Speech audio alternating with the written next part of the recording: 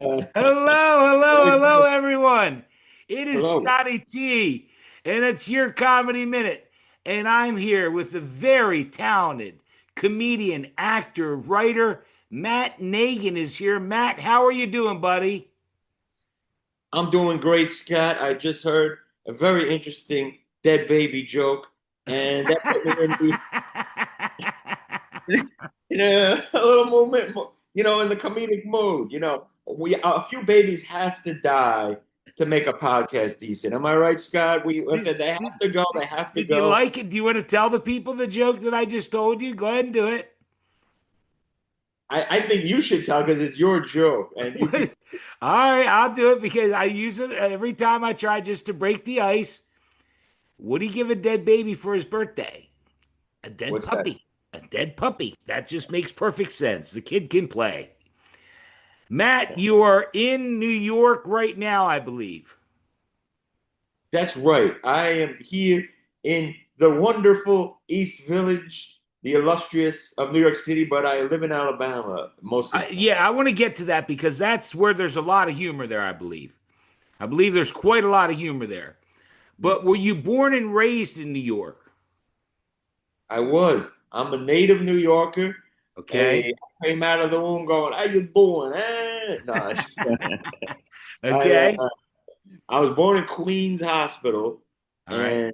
and grew up on Long Island, All right. an area called Jericho. All right. I'm Hebrew, so they used to call it Jericho because there was a lot of Yeah, us yeah, over yeah, yeah. there. And yeah, the only thing Native American is a Native American lands with the peace pipe we smoked in the backyard, on the track and Okay. field. But that's where I'm from. Yes. Okay. I have, because I'm not sure the order, you've done so much. I have teacher, writer, actor, comedian, and I think I know how it started, but do you want to tell the people, take them back to the beginning, when you first started, how did you know you were going to, entertain people? What came first?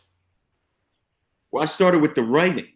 Okay. I've been writing since a young age of 16, writing poetry and stories, but I would take these writing classes and people would laugh at a lot of my writing.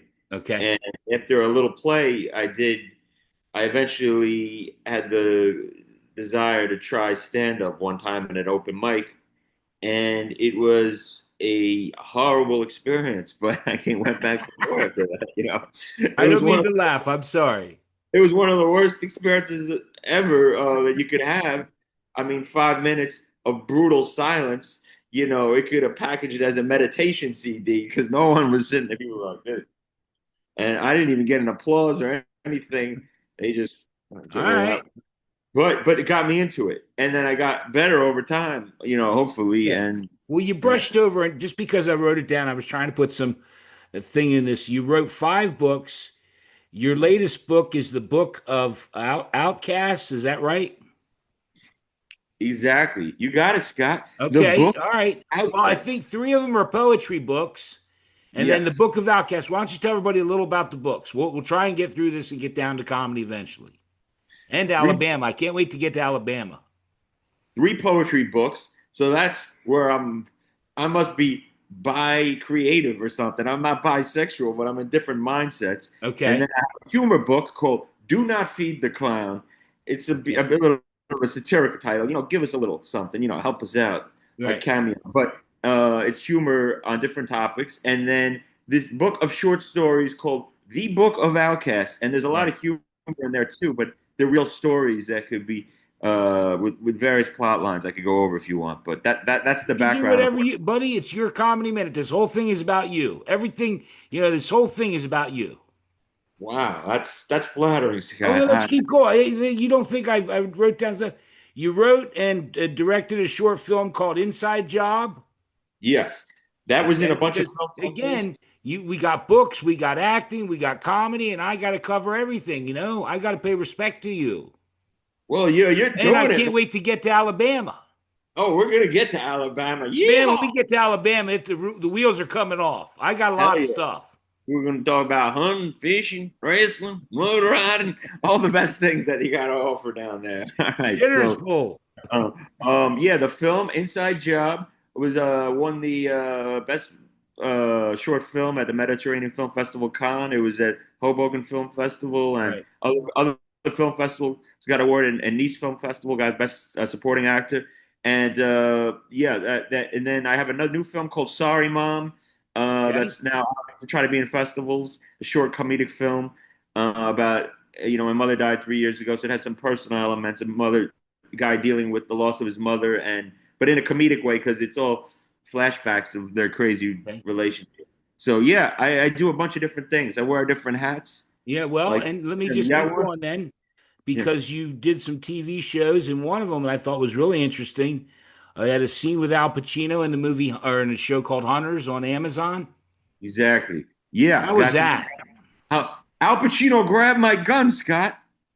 That's and again, I hate when I talk. I don't like to talk at all during these. But you can't believe how many people I've had on here that tell me they're in this or that.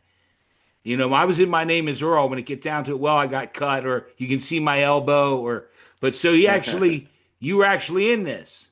I had I was like a co-star, so I had lines, Oh, but I cool. Um, but a lot of them got cut when they edited, but you still get the credits and everything, Yeah, and you see me there and everything. But I was one of his cops defending him in a Mexican standoff, and I'm yelling at the feds. They're yelling at me, and then yeah, Pacino comes in and he pushes down my gun, and he's looking at it. He wants peace, and he makes a speech, a Pacino speech. With any Pacino speech is a great speech, and I got to watch him do it all day, and see the master. It's like wow, coming with, if you were meeting the Buddha or something, you know what I mean? It was pretty amazing because that guy Do is. you mind telling me how that came about? How did you land that gig? Oh yeah. Well, for a bunch of years when I was living in New York, I'm not really working with him now, an acting agent, and he would get me different auditions for different things, and I Okay, just made a tape, sent it. He said, "Oh, they considering you for this." Make a tape that day. I sent it, and they said, "You got the part." okay. Yeah. So we're going to move on now to comedy. You've done stand up in 7 different countries, Yes. correct? Mhm. And what I wanted to know is there a favorite place? Is there a place that you really enjoy playing?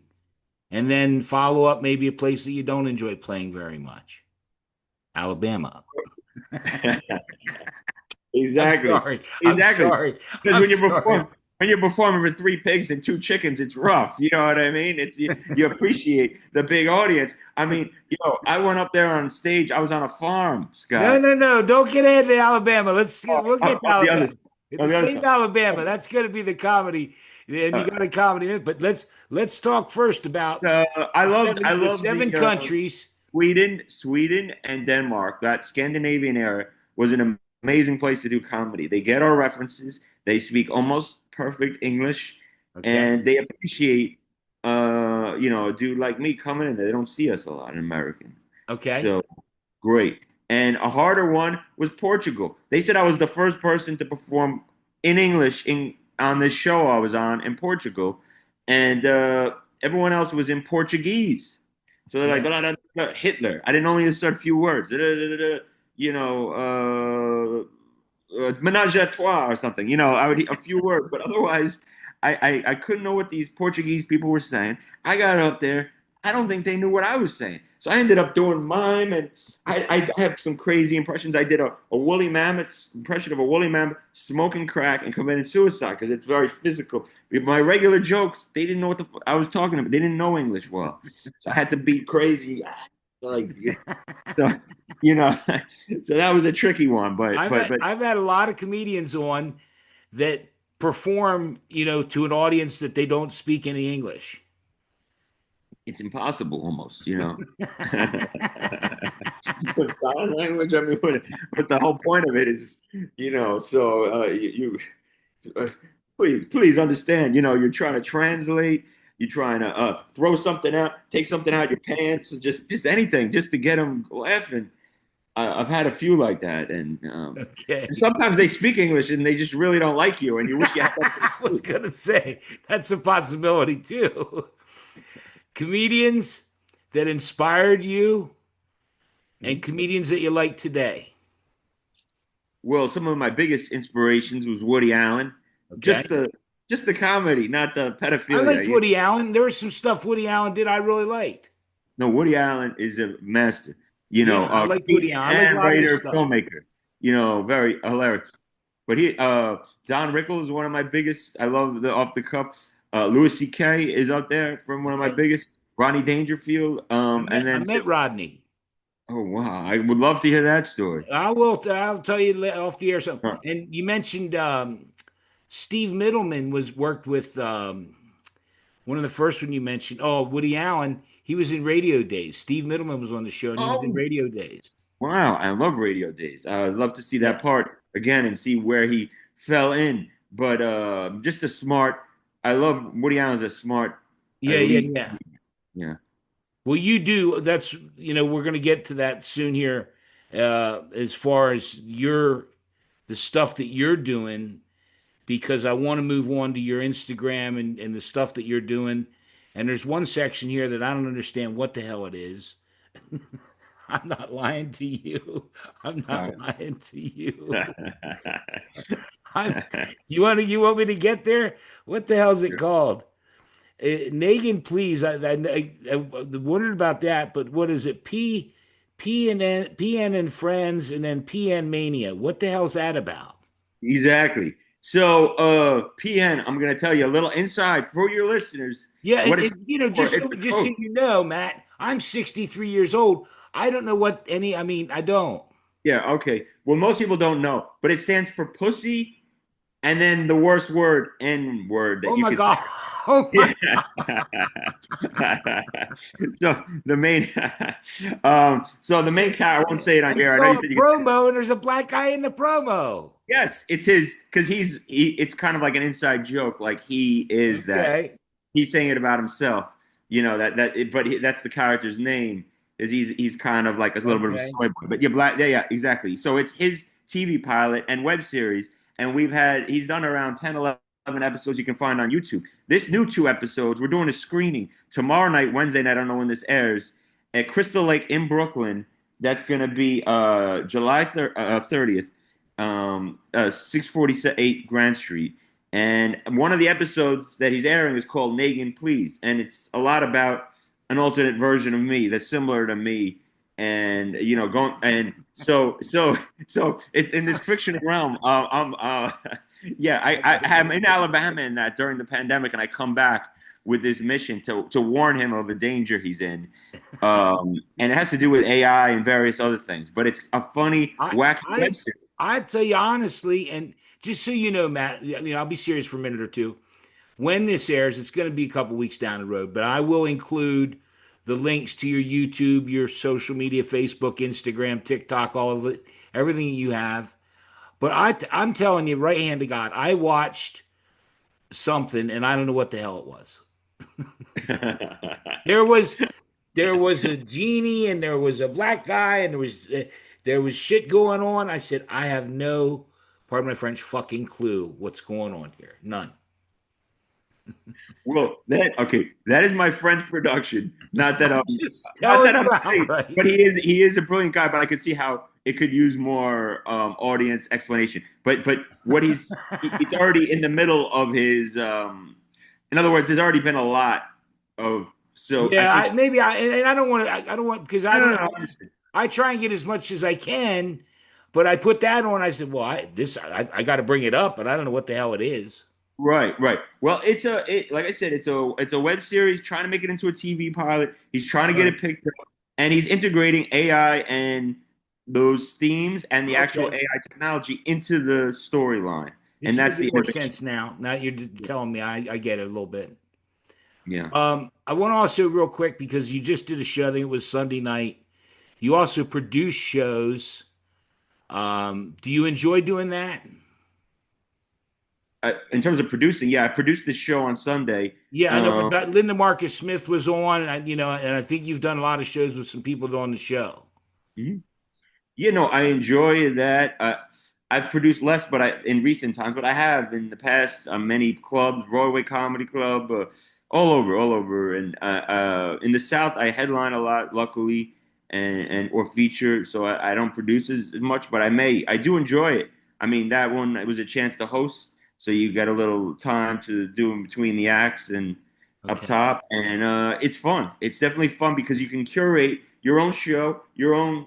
Because I like crazy comedians, and I put on a lot of nut jobs, and they go wild, which happened last night, and you see stuff you won't see anywhere else. It's like let the lunatics roam. They need a place to have their little fun. Well, So you see, I got to be honest. I think I've done over 250 interviews or more now, and you're the first guy to say nut job, and that's one of my favorite. I love nut job. I love nut job. Yeah, who doesn't like a little nut job? Well, no, We like. I don't mean it that way. I just mean, I stew nod or whatever. I have different words that I use. Oh yeah, But right. nut job is brilliant. I would Brilliant. love your shows. Oh, I think you would, because we I we love rocked it nut last night. jobs. We rocked it. Oh, Sunday night rather. We there was just it was unhinged. There were people there like there was a few acts. I'm telling you, this one guy. He's really funny. Mike Kramer. You could look him up. He was screaming. He was flipping. I mean, he almost. I thought he was gonna die on stage. Yeah, how he was going off, and he's a hilarious guy. So Like Bobcat Goldthwait. Did you know comedian Bobcat Goldthwait? Do you remember him? I enjoyed him. Yeah, this guy's crazier than Bobcat. No lie. That's Yeah, saying a lot. That's that's saying saying a a lot. lot. That's saying a lot. But I do. Bobcat was great in his own. Yeah. I think this guy's a little Um, crazy. I mentioned the reels and the skits and everything you're doing. I'm curious, do you enjoy that as much as stand up or more? Because I mean, or even the writing of the books. I mean, do you plan on still doing all three? Is that what do you just, is there a priority order ever in any of this? Um, yeah, I know. I'm pulled in different directions, and I'm doing more acting. Like I'm doing this other acting pilot, TV pilot this weekend. So it's kind of where I get drawn as things develop. Okay. But I do have priorities in terms of I'm trying to finish three more books. I'm trying to of course, always do more stand-up gigs and more Okay. and expand there. So I kind of I'm one of those people that dabbles in different areas, but I'd like to finish some more projects. I would like to do at some point in the next year or two some kind of comedy special. I've never done that. I've been doing this a long time. Right. Uh, if you add up the years, maybe 14, 15 years since I started, it's almost like 18, 19 years, but there was a few gaps where I stopped and quit. But yeah, so it's a long time, and I'd like to do a special, at some Okay. point. Well, I listen.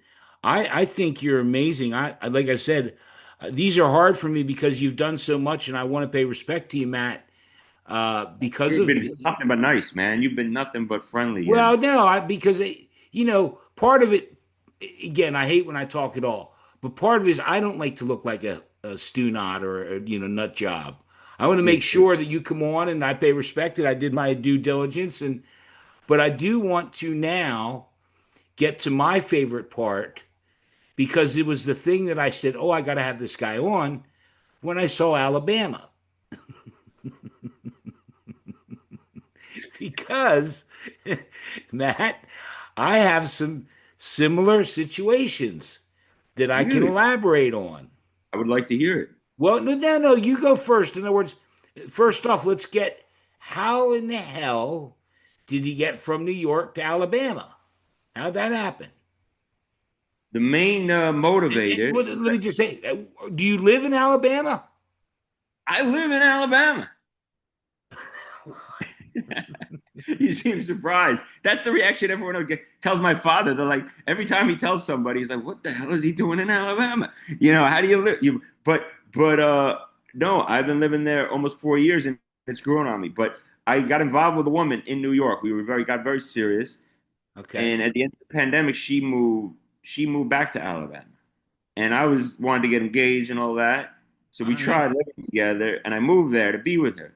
And then I never left. I ended up staying. We ended up splitting up. It didn't work, as you Oh, and but I'm still in Alabama. So what do I need her when I got bull riding, square dancing, and you know, can do-si Well, do the partner at the hootenanny, stick a banjo up my ass, whatever I got to do, Steve, to make it happen there. They love Jews down there. They got a name for us, target practice. So, but, but, you know, um, what am I doing down there? Praying and, no. okay, My question would be, and I'll get to some of my experiences, but yeah. do you change the material you do in New York? You're not doing in Alabama. A lot I do is similar. Okay. There's a few that I can't. There's a few that don't work for various reasons, and I got to cut, and vice versa. There's a few I would do here that I wouldn't do there.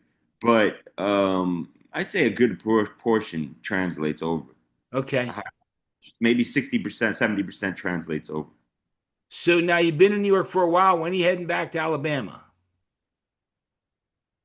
I'm heading back in about 10 days. Okay. And then will you come back to New York maybe for the holidays, or you bounce between them, or Yeah, I come back quite a bit, but I got a okay. bunch of gigs down there, and I come back. I may be back in October. And I'm thinking of moving back to New York now. Oh, okay. Right. So I may be moved out of there, but I haven't. That's what I'm working on. Yeah. Okay. Well, and listen, when you get the next project, or you come back and see me, I will tell you, and then we're going to do your comedy minute. But I will tell you why, because it's similar, not exactly, but similar. That I in Pennsylvania, let's call it Philadelphia. And if you know Philadelphia, it's similar to New York. It's tough. You're real tough. I mean, I'm an Eagles fan. Look at the way the Eagles were just tough. We swear. You have to swear in Philadelphia. True. So imagine I worked in, you don't know this, I worked in the music business my whole life. Hmm. And I'm working for BMG, and my office is in DC, and my boss sends me to Richmond, Virginia. And because I pissed off the guy because I did the Philadelphia thing on him, and he got really mad, he hung up, and I had to take chicken to him, because to him and his group, because he was so upset at me. Hmm. But that was the first. And then when I went to North Carolina, oh my God, Matt, hey boy, where you from? I'm from York, Pennsylvania. We use a goddamn Yankee. Wait. The Civil War ended. We'll use a goddamn Yankee. Yeah, yeah, I yeah. heard that. In other words, the word fixin'. I never heard the word fixin' till I went to North Carolina. Hey, buddy, ain't nobody fixing to do nothing quick around here. Oh yeah, fixing. Yeah, true, true. Yeah, no, there's a lot of words like that. I was trying to talk to a guy about apartheid. They're not that smart. He's like, I know about that apartheid. That's when you brand the steer. You make look for the part in the hide. Nah, it's a different thing, man. That's segregation. They guys don't know. Yeah, they got those southern drawl and the southern accent. I don't know if you got the real southern where you go drag racing, you go hunting, we went shooting turtles, and he only shot me because I think they don't like Jews around there, you know what I mean? And because we got the big horns. But anyway, yeah, no, it's an adjustment down there. It really is. And the guy will talk to you and say, I had a NASA shirt. He's like, you work for NASA? I'm like, nah, man, it's just a shirt. He's like, my boy wants to get a job there. If I give you his info, can you recommend him? I'm like, dude, this is just. Just a T-shirt, It's a pal. t-shirt, but they don't get it. They're a little slow, but they're nice Oh people. yeah, Very nice, nice, very nice. nice people, but just slow. You just got to go a lot slower. A lot slower, a lot slower, a lot slower. Like you go 2 weeks, you wait 2 weeks at a light before they move. They don't see over here. You're sitting at the light for an extra second. Okay, get out of the road, you fucking prick! I'll kill your mother's a horse. Like in Alabama, the light. Well, they'll just sit there. The light is green, No. and they'll sit and wait. They'll wait till it turns red again. If you don't see it, they just wait. They'll wait all day. I, Bless your heart. It's that's just different culture. I remember. That's where I heard the word fixing. I'm in North Carolina, and I need to get a pack of smokes, and I need to get up the road. I got to get to the next radio station, and I'm there, and I'm like, come on, come on. And well, he's talking and they're just talking, talking to, and finally the guy said, "Hey, buddy, ain't nobody fixing to do nothing quick around here." I thought, God damn, I just want to get my smokes and get up the road. Yeah, real culture difference. That's why I couldn't wait to talk to you about it because unless someone and part of it too is we come from New York and Philadelphia, Right. and then when you're thrust into the hillbilly hamburger helper,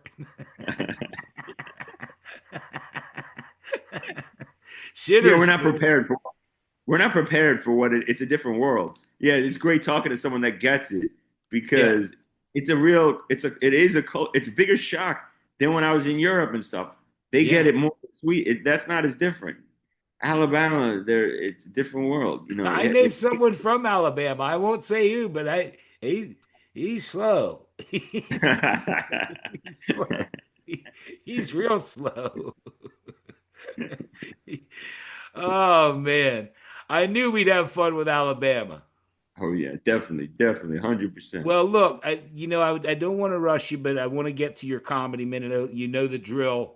You can Mhm, say and do anything you want. It can be bit, joke, anything mhm, you want. You can jump up and down, mhm, whatever you want to do. mhm. And oh, before we do that though, I want to make sure that we covered everything. Anything that you have coming up, you said you have a new short film or something coming. Tell the people anything you got coming up, and then we'll do your comedy minute. Okay, great. Well, I got some great shows coming up. You can check my calendar at mattnagin.com. Nagin. Right. Okay, .com. And this Wednesday, Crystal Lake, Brooklyn, we got the PN screening of the TV pilot. Look for me. I'm going to be in an upcoming TV pilot called Brooklyn Vans by Daniel Giordano, and that's going to be coming out in the next couple of months. And that's a separate project. And yeah, check out my books and check out my stuff, my socials at Nagin, please. All right, Nagin, I'm Nagin. gonna put the links to everything, all your your social media and everything. And like I said, I started by telling you what an amazing guy you are. I Mhm. really enjoyed my visit with you, and we just have one more little piece of business. And I have a feeling it's Perfect. going to be pretty good. I'm counting on you. All right, All all right. right, Matt Nagin, your comedy minute. Go ahead, my friend. Well, I want to just tell you about a time that would be interesting to your audience, and it was all comedians get in strange circumstances, but this was one of the strangest of my comedy career. I was doing comedy at a place called the Freak Bar in Coney Island, Okay. and there was a big mural of a mermaid on the wall. So I decided to throw in some mermaid jokes, okay? And some of them were a little dirty, like I describing, going down on a mermaid, and I made the mermaid dry. I wasn't good at it, and I'm describing like the conch coochie and the seaweed snatch and everything. And I said, oh, I was so looking forward to this, but I'm giving her head and she's giving me tail and she's smacking me with the flipper. I'm going in this whole thing, all right, and it's all made up.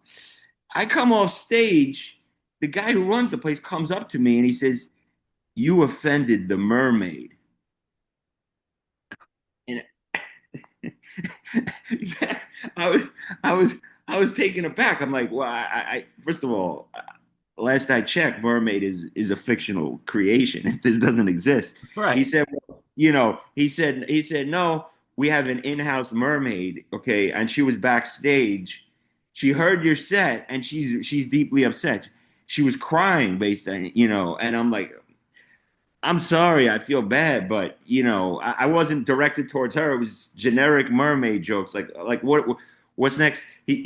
So he tells me I gotta apologize to the mermaid, and he was really angry. He's like, you gotta go apologize to the mermaid, and I'm thinking to myself, well, what's next? Am I gonna give Bigfoot a pat on the back? You know what I mean? Am Right. I gonna I'm gonna give a pep talk to the Easter Bunny? Like this is ridiculous, and I fled the place.